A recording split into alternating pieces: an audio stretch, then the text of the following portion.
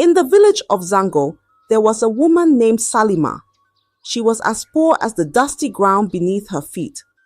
Her clothes were like old rags, full of holes and tears, barely covering her body. Her hut? It was more of a shell than a home. The roof leaked whenever the sky cried, and the cold wind blew through the torn windows as if mocking her. Salima had no bed. She slept on the hard, bare floor, curling up like a hungry cat to keep warm. Every night, she prayed for a better life, but the mornings always greeted her with the same struggle. She tried everything to survive. She fetched water for people, washed their clothes, and even worked on their farms. But no matter how hard she worked, her hands always came back empty. It was as if the world had turned its back on her. Her age mates, the women she grew up with, were all married, living comfortably with their families. They wore fine clothes, their children laughing and playing around them. But Salima, she had no husband, no child, no one to call her own. The villagers whispered behind her back. "She's cursed," they said, "born with bad luck." Even the men kept their distance, fearing her misfortune would rub off on them. Salima's life was a tale of sorrow. She walked through the village like a shadow, unnoticed, unloved, and unwanted. Yet, despite everything, she carried on, hoping that one day the sun would shine brighter on her life. But that day had not come, not yet. One hot afternoon, Salima carried her bundle of tattered clothes to the river. The sun beat down fiercely, and the river sparkled like a pot of melted silver. She knelt by the water, scrubbing her rags with hands as rough as the village roads. The sound of the rushing water was the only comfort she had. As Salima washed, she heard the soft rustle of footsteps behind her. She turned quickly, her heart skipping like a frightened bird. There, standing tall and proud, was a woman dressed in clothes so fine they seemed to belong to a queen. Her skin glowed, her jewelry sparkled, and her smile was as sharp as a knife. "Good day," the woman said, her voice smooth like honey. Salima blinked, unsure if she was dreaming. "Good day, ma," she replied, her voice barely above a whisper. The woman stepped closer. "My name is Kemi. I've been watching you, Salima. I know your struggles." Salima's eyes widened. How did this stranger know her name? Kemi smiled, as if reading her thoughts. "I have a business for you. It's simple and will change your life." Salima stared, her mind spinning. What kind of business? Kemi reached into her bag and pulled out a bundle of crisp notes. "You will collect used panties from the villagers. Bring as many as you can. For every load, I will pay you handsomely." Salima's jaw dropped. "Panties?" she asked, confusion thick in her voice. "Yes," Kemi said firmly. "Don't ask questions. Just do as I say, and you'll never be poor again." With that, she handed Salima the money and turned to leave. "Remember," she said, "I'll be waiting." Salima sat by the river, clutching the money, her mind clouded with questions. What kind of business was this? Why panties?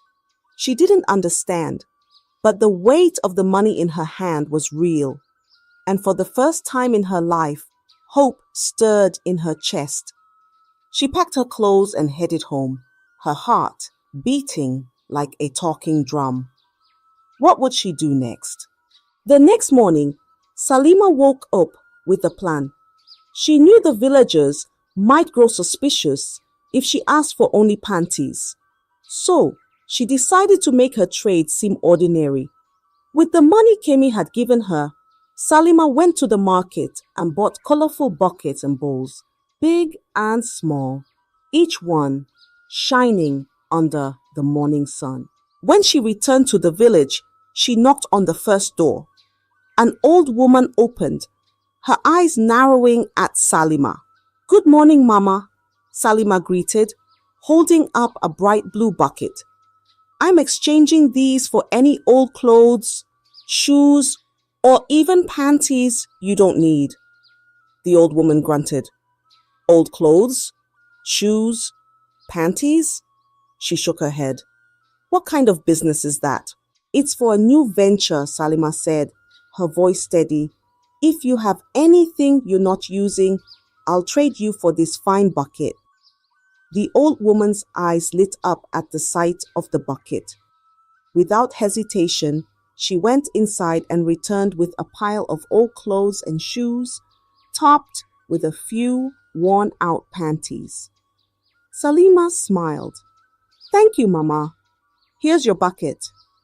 At each house, it was the same. The villagers eagerly handed over their useless items for Salima's shiny bowls and buckets. By the end of the day, her sack was full, bulging with clothes, shoes, and, most importantly, panties. That night, Salima sat in her hut, sorting through her collection. She carefully separated the panties and placed them in a special sack. The other clothes and shoes, she took them outside and burned them in a hidden spot near the river. The flames crackled, eating up the evidence, while Salima watched, her face glowing in the firelight. The next day, she delivered the sack of panties to Kemi by the river. "You've done well," Kemi said, her voice smooth as silk. She handed Salima a thick bundle of money. Salima's heart raced as she clutched the payment. "Thank you," she whispered, feeling hope rise in her chest. Kemi smiled, her eyes sharp. "Keep working, Salima. Your life is about to change." And so, Salima's trade continued, each day bringing her closer to a life she never thought possible, while the villagers remained clueless about the dark secret hidden beneath her newfound success. Before long, the news of Salima's trade spread through Zango like wildfire. Her colorful buckets and shiny bowls became the talk of the village. From the eldest grandmothers to the youngest brides, everyone was eager to exchange their old clothes, shoes, and most of all, panties, for Salima's fine goods. "Have you seen Salima's new bowls?" one woman asked her neighbor. "Yes! I traded my husband's old shirts yesterday and got one." "It's beautiful," the neighbor replied, her eyes sparkling with excitement. Whenever Salima arrived in the village with her buckets, a crowd would gather instantly. Women pushed and shoved, each trying to hand over their old items first. Salima never lacked customers, and her sacks were always full by the end of the day. With Kemi's payments coming in regularly, Salima's life began to change. She repaired her leaky hut, replacing the torn roof with sturdy palm leaves. Her windows were covered, keeping the cold winds out at night. She even bought new clothes, bright and colorful, like the women she once envied. For the first time, Salima could eat well. No more begging or struggling. Her days of hunger were over. The villagers noticed her transformation and began to talk. "Look at Salima," they whispered. "She's no longer the poor wretch we knew." "Maybe her business is truly blessed," another added. But while her days were filled with laughter and trade, her nights held a darker secret. When the village slept, Salima would quietly gather her sacks of sorted panties. Like a shadow, she slipped through the narrow paths, heading toward the river. Under the moonlight, she would meet Kemi, who always waited with her strange, knowing smile. They exchanged no more than a few words, but each time, Kemi would take the sack of panties and hand Salima her payment. No one in the village knew of these nightly meetings.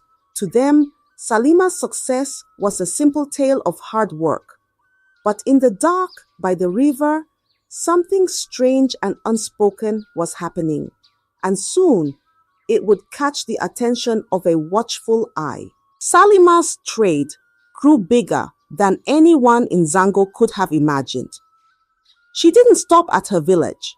Soon, she started visiting neighboring villages, her buckets and bowls gleaming like the morning sun. Everywhere she went, villagers eagerly gathered their old clothes, shoes, and panties, waiting for her next visit.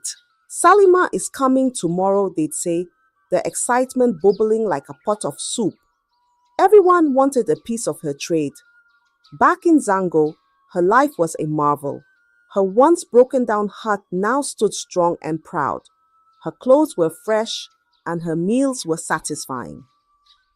But while most villagers celebrated her success, one person's mind was restless. Her neighbor, Tinu. Tinu had always been a sharp-eyed woman, and she couldn't ignore the strange pattern. Every night, while others slept, Salima would carry her sacks and disappear into the darkness.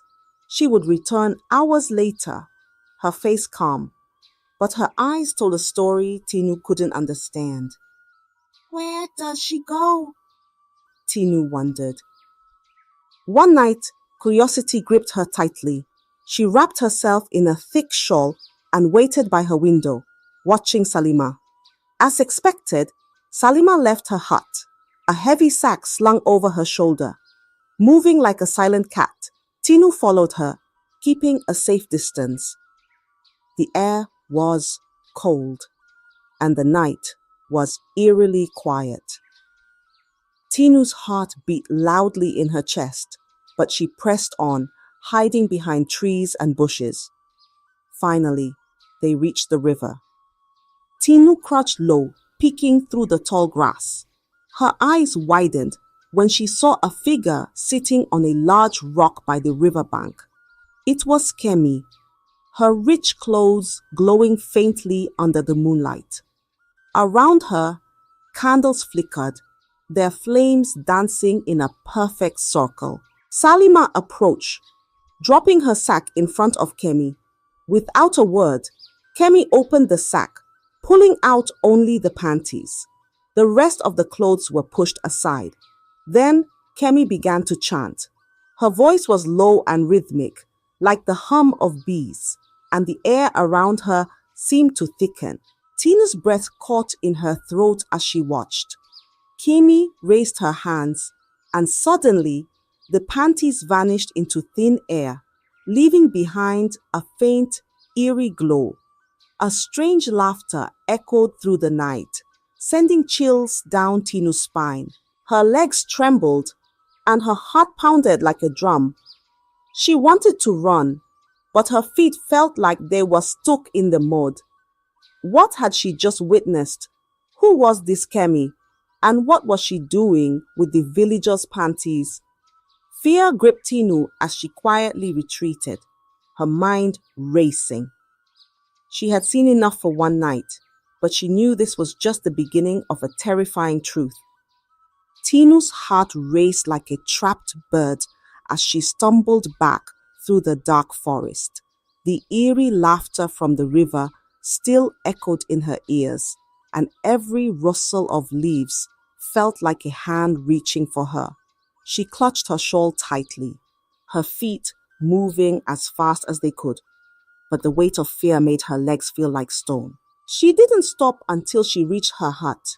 Slamming the door shut, she bolted it and pressed her back against the wood, breathing heavily. The shadows in her room seemed to stretch and move, and the silence was deafening. Tinu sat in a corner, her knees pulled to her chest, her eyes darting around the room. Sleep refused to come. Her mind replayed the scene by the river, the candles, the chants, the disappearing panties, and Kemi's haunting laughter.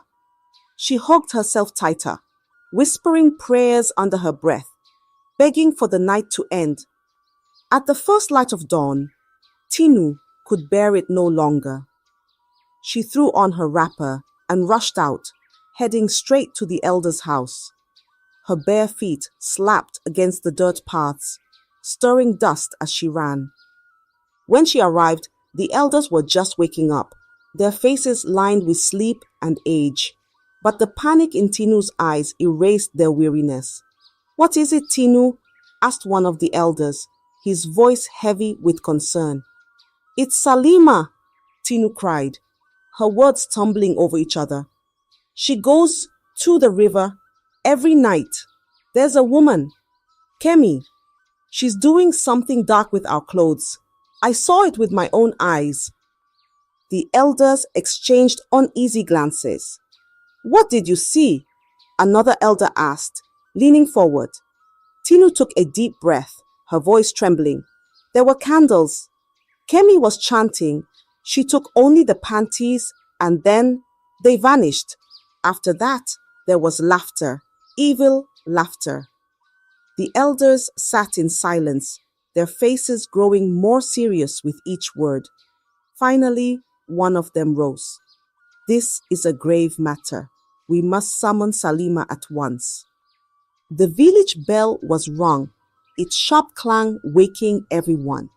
Men, women, and children gathered quickly in the square, murmuring among themselves. "What's happening?" they asked, their voices filled with confusion. When Salima arrived, her face was calm, but her eyes wary. The elders stood before the crowd, their expressions grim. "Salima," the head elder began, "your neighbor, Tinu, has brought a troubling report. She says she followed you to the river last night and saw things that concern the safety of this village. We demand an explanation." The crowd fell silent, all eyes on Salima. The air was thick with tension, and even the smallest breeze seemed to carry whispers of fear. Salima stood in the center of the village square, her legs shaking like leaves in the wind. The villagers' eyes bore into her, their faces a mix of fear and anger. She swallowed hard, but her throat felt as dry as the Hamatan wind. "Salima," the head elder said again, his voice sharp. "Speak! What are you hiding?" Salima looked down, her hands clutched tightly together. I can't," she whispered. "I took an oath. If I speak, I will run mad or die." Gasps rippled through the crowd. Whispers rose like the hum of bees. "An oath? What kind of oath?" The head elder frowned and turned to one of the younger men. "Bring the chief priest," he ordered. The villagers waited in tense silence until the chief priest arrived, his long staff tapping against the ground with each step. His eyes, sharp and knowing, scanned the crowd before settling on Salima. "You've taken an oath, eh?" the priest said, his voice deep and commanding. Salima nodded, tears streaming down her face. The priest raised his staff and began to chant, his voice rising and falling like the waves of a river. The air grew heavy, and a strange stillness settled over the square. The villagers watched in awe as the priest's chants seemed to wrap around Salima like an invisible rope. Finally, the priest stopped and pointed his staff at her. "Now speak," he said. "The spirits will protect you." Salima fell to her knees, her body trembling. "It's Kemi," she sobbed.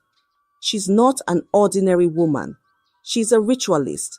She forced me to collect your panties to steal your lives." The villagers gasped in horror. "Our lives?" someone shouted. Salima nodded, her tears falling freely. "Yes, she told me she would make me rich if I helped her. Every time I bring her panties, she performs rituals. She uses them to take your strength, your fortune, your very souls, to grow her wealth." The villagers stared in stone silence, their faces pale. "I had no choice," Salima cried. "She said if I didn't take the oath and obey her, she would kill me. I was desperate. I, I'm sorry. The head elder's face hardened. He turned to the chief priest. What can we do? The priest stroked his beard thoughtfully. We must find Kemi and destroy her power. Only then can we break her hold on the village. The crowd erupted in a mix of fear and anger. The once celebrated trade of buckets and bowls had turned into a dark tale of deceit and danger. And now they knew the true cost of their old discarded clothes. The chief priest stood tall, his staff planted firmly in the ground. His eyes, sharp as a hawk's, swept over the gathered villagers. The square was so silent that even the rustling leaves seemed afraid to make a sound. This is no ordinary matter, the priest said, his voice echoing. A powerful witch hides among us, feeding on your lives through the work of Kemi. But fear not. The spirits have spoken, and they will guide us to break this curse. The villagers shifted nervously. Some clutched their children. Others murmured prayers under their breath. Now, the priest continued, if you have ever given your panties to Salima, step forward. The curse cannot be lifted if you hide. For a moment, no one moved. Then, slowly, women began to step forward, their faces pale with fear. One by one, they stood before the priest, their heads bowed in shame and terror. Me too, whispered an elderly woman as she joined the line. I gave 3 pairs, admitted a young mother, clutching her baby tightly. Soon, more women came forward until nearly half the village stood before the priest. The men watched in stunned silence, their faces reflecting a mix of anger and fear. The priest raised his staff, drawing a circle in the dirt around the gathered women. He began to chant, his voice deep and rhythmic, each word carrying the weight of ancient power. The air grew heavy, and the villagers felt a strange pull, as if the very ground beneath them was alive. He called upon the spirits of the land, the river, and the skies. The flames of the ceremonial torches flickered wildly, and a cool wind swept through the square. The villagers shivered, though the night was warm. As the chants grew louder, the women inside the circle began to sway, their eyes wide with fear. Suddenly, the priest's voice rose sharply, and the circle of dirt around them lit up with a faint, eerie glow. The curse is breaking, the priest declared, but it will not fully lift until Kemi's power is destroyed. The villagers murmured in awe, but their fear remained. They knew that the battle was not over. Kemi, the witch behind it all, still lurked somewhere in the shadows, her dark power threatening them all. The chief priest, now armed with the full power of the spirits, closed his eyes and raised his staff high. His chants grew deeper, his words sharp like the blade of a hunter's knife. The air thickened, and a sudden gust of wind circled the village square, lifting dust and leaves. The villagers held their breath, their eyes fixed on the priest. She is close, the priest declared, his voice booming. Her lair lies near the river, hidden beneath the old baobab tree. A murmur rippled through the crowd. The baobab tree was a place children were warned to stay away from, said to be cursed by dark spirits. Now, the truth of those old tales chilled their hearts. We must end this now, the priest said. Her power weakens, but she is still dangerous. Led by the priest, the villagers grabbed sticks, stones, and torches. Their faces were set in grim determination as they marched toward the river. The once familiar path now felt darker, each step echoing with the weight of their mission.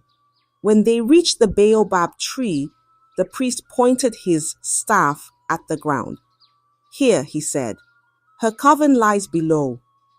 With a nod, the strongest men began to dig. It wasn't long before they uncovered a hidden entrance, a small, dark tunnel leading underground. The air around it was thick and foul, reeking of decay and magic. "Bring her out," the priest commanded. Two brave men entered the tunnel, their torches lighting the way. Moments later, they emerged, dragging a struggling figure behind them. It was Kemi. Her once glorious robes were now tattered, her face twisted in rage and fear. "You fools!" she spat, her voice like the hiss of a snake. "You dare defy me? You will all perish." The villagers recoiled, but the priest stepped forward, unfazed. He began chanting again, his staff glowing with a soft light. Kemi screamed, clutching her head as if the words burned her. Her power was fading. One by one, the villagers stormed her lair, smashing the charms, candles, and strange artifacts scattered inside. Each item destroyed seemed to weaken Kemi further, her screams growing fainter. Finally, the priest raised his staff. "It is done," he said. "She is powerless." The villagers dragged Kemi back to the square. There, they tied her to the old tree in the center, the very tree under which the village once held its joyous celebrations. Now, it bore witness to their darkest trial. "You have stolen from us," the head elder said, his voice heavy with anger. "You have cursed our people. Today, your reign of terror ends." Without hesitation, the villagers picked up stones, their fear and rage fueling their actions. The air filled with the sound of rocks striking wood and flesh. Kemi's screams echoed briefly before fading into silence. When it was over, the villagers stood in solemn silence. The witch, who had brought so much pain, was no more. The air felt lighter, and the square seemed brighter, as if the spirits themselves were relieved. The chief priest raised his hands. "The village is free," he declared. "But let this be a lesson. Evil thrives where greed and secrecy grow. We must remain vigilant." The villagers nodded, their hearts heavy yet relieved. They had won, but the memory of Kemi's dark deeds would linger forever. Though Kemi's reign had ended, her curse left scars on those closest to her scheme. Salima and Tinu bore the weight of their choices. For Tinu, her bravery came at a cost, her sight. The morning after Kemi's death, Tinu woke to darkness. The once bright world of Zango was now a void, and she cried bitterly. Salima, too, suffered. Her legs, once strong enough to carry sacks of clothes, could barely support her. Every step was painful, her body trembling under the weight of her guilt. The villagers turned to the chief priest once more. He performed rituals, chanting and calling upon the spirits. Slowly, Tinu's sight returned. She blinked, tears of gratitude streaming down her face as the village came back into view. But for Salima, the healing was not complete. Though the priest tried, her legs remained weak. Limping, she knelt before the villagers, tears falling freely. "Please," she begged, her voice cracking. "Forgive me. I was blinded by greed and fear. I never meant to bring harm to you all." The villagers watched in silence, some with pity, others with anger. Salima's sorrow was deep, but her actions had almost destroyed them. Salima's shame grew too heavy to bear. Though the villagers no longer cursed her name aloud, their cold stares and whispered words haunted her every step. She knew she could not stay. One morning, with nothing but a small bundle, Salima left Zango. She limped down the dusty road, her heart heavy. The village watched her go, their faces a mix of relief and sadness. Her name became a lesson, a warning of what could happen when desperation meets deceit. Parents told their children of Salima, the woman who traded their safety for riches. But while Salima left in shame, Tinu stayed and was celebrated. The villagers saw her as a hero. Her courage in following Salima had saved them all. Grateful, the king's son took Tinu as his wife. The village rejoiced, their hearts lifted by the union. Tinu's bravery was rewarded, and she became a symbol of strength and resilience. The story of Salima and the stolen panties became legend. Around fires and under the moonlit skies, elders told the tale to children, warning them of the dangers of greed and hidden evil. Remember, they'd say, evil often comes in the guise of opportunity. Though Zango returned to peace, the memory of those dark days lingered. The villagers stayed wary of strange trades and mysterious figures. Salima's name lived on, not as a curse, but as a reminder of lessons learned. And so, the tale of the woman who traded panties for riches became woven into the very fabric of Zango, passed down through generations, ensuring the village never forgot the cost of their trust. I hope you enjoyed the story. If so, please like the video, comment what you learned from the tale, and don't forget to subscribe to the channel for more enchanting tales just like this one. Thank you.